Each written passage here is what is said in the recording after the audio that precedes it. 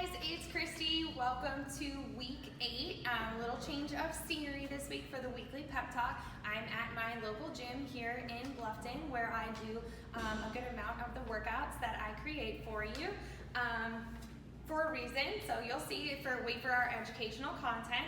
Okay, so news and updates. Reminder for you guys, you are not on a diet on Thanksgiving. I want you to have everything you want, as much of it as you want, when you want it, but then after Thanksgiving, be done with the leftovers, give them to all your family and friends. You're over it, you're moving on, you're back to your egg whites and whole wheat toast that morning.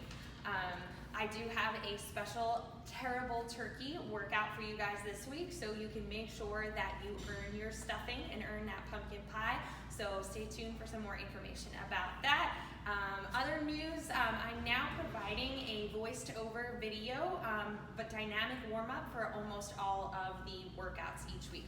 It does tell you directions of what to do for a warm-up if there is not a video not available, but I'm working to get a dynamic warm-up video available for every single workout with me telling you what to do and you're following along with it. So this week, make sure you do the proper warm-up for each and every one of the days of the week for the workouts. And if you have the time, try to work in those stretch videos that I've provided for you that we're adding on as well. All right, so for the workouts this week, workout number 1 is a HIIT superset, so high intensity interval training, and we have supersets. So remember, you're going back and forth between the 2 exercises with as minimal rest as possible. You'll do those superset back and forth between the 2. Once you do the 4 rounds, you can rest 90 seconds and then go on to the next one. Day 2 is upper body, so there's a new upper body dynamic warm-up video for you guys. It's a giant set, so it's a long circuit. You're gonna do it 3 times, and make sure you don't forget the beef and cheese at the end. Day 3 is AMRAP. Remember, that means as many rounds as possible. So you're gonna take round 1, you're gonna time for 10 minutes, and you're gonna do those exercises as many times as you possibly can in the 10 minutes. Then you're gonna rest, and you'll go on to the next one. There's also a beef and cheese for that day.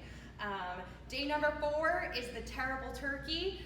You're gonna do the workout as fast as you possibly can. There's an advanced version as well as a beginner version.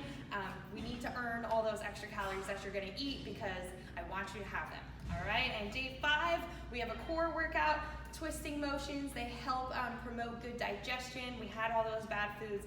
Let's get moving around and get that stuff flowing, so to say. And there is an extra post-turkey credit that day.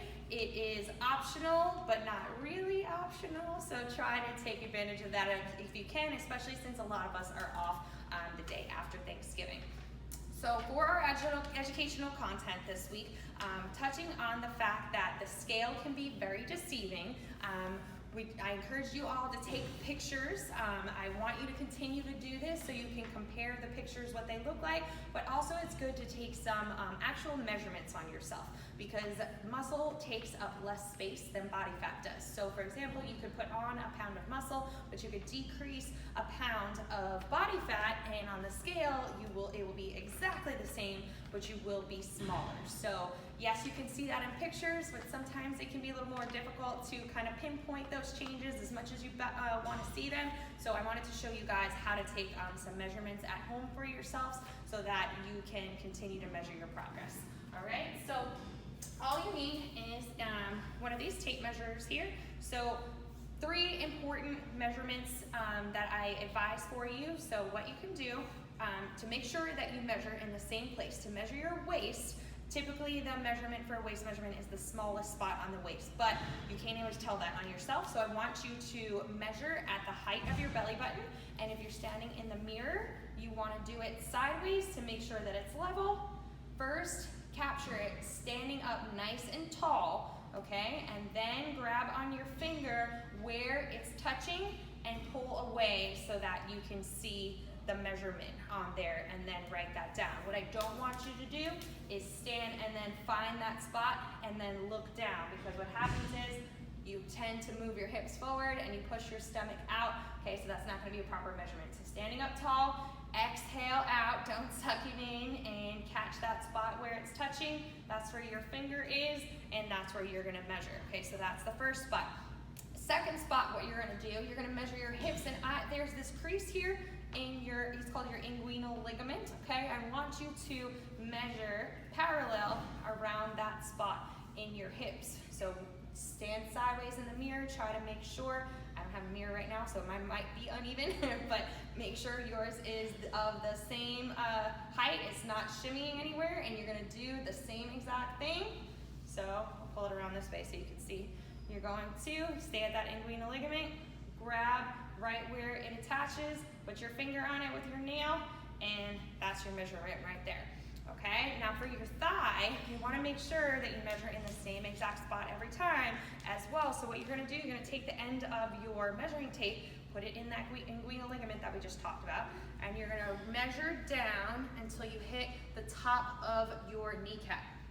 So mine is 15 right here. So half of 15 would be 7.5. So what I'm gonna do, I'm gonna put my finger on 7.5 on there. I'm gonna take my measuring tape and I'm gonna wrap it around again, keeping it as parallel as possible. See where the tape matches up, and that is going to be my thigh measurement. Again, we're measuring from this inguinal ligament to the top of your kneecap here so that you can take halfway and measure the same spot every time, just like we're gonna do with your belly button. Your belly button's not really moving anywhere, so this way you use the same spot, okay? And if you want to do your arm measurement as well, this one's a little bit more difficult. You'll probably need somebody to help you, but you're gonna use the same tactic that you use for your leg, but up on your arm. So you're going to pinpoint the bone right up here at the outer part of your shoulder, as well as the elbow bone right here, and you're gonna have somebody measure the distance between the two, take the halfway point, and wrap around the outside of your arm. Okay, so I really encourage you guys to, during this holiday season, the next couple of weeks, take some pictures, take some measurements of yourself so that we have some starting ground, because come January, we're gonna hit the ground running, and it can be definitely hard to stay motivated, and seeing the measurements outside of the number on the scale can keep you going, keep your progress going along, and keep yourself super motivated.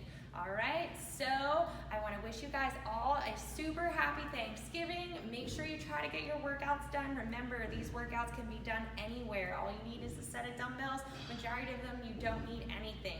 So try to keep up, keep your balanced lifestyle by doing all your workouts, but make sure you enjoy.